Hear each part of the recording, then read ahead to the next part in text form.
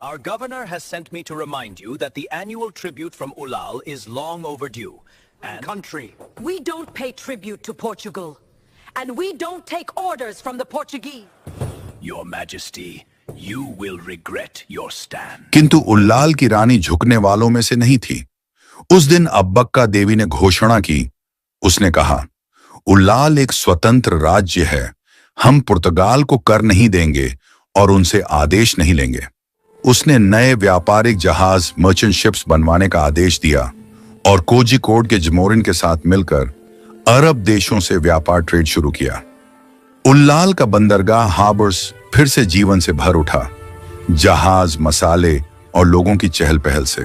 Mother, this is the beginning, and I promise you that the end will soon follow.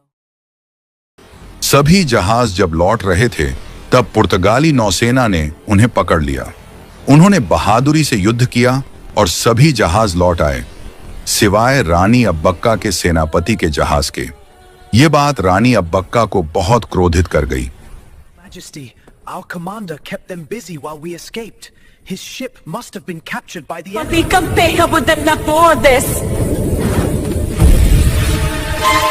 Abbakka ने अपने दूत को मंगलौर भेजा, जो पुर्तगालियों का मुख्य ठिकाना था, लेकिन पुर्तगालियों ने उत्तर देने के बजाय हमला कर दिया।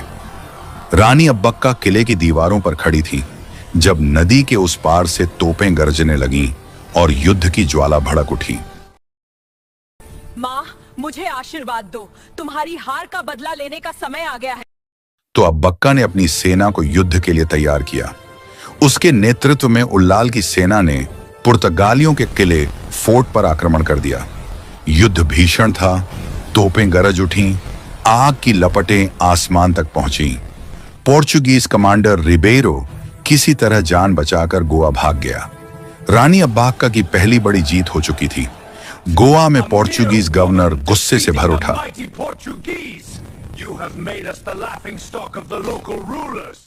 एक स्त्री ने पुर्तगाल जैसे शक्तिशाली साम्राज्य को पराजित कर दिया।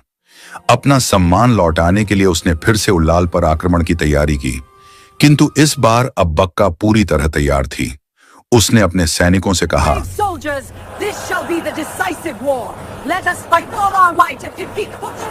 यह निर्णायक युद्ध होगा।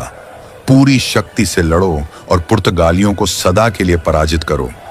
4 दिनों तक युद्ध चला। तोपों की गर्जना से धरती कांप उठी, आसमान धुएं से भर गया, लेकिन अब्बक्का और उसके सोल्जर्स डटे रहे। अंत में पोर्चुगीज हारकर भाग गए। उल्ला फिर से आजाद हो गया।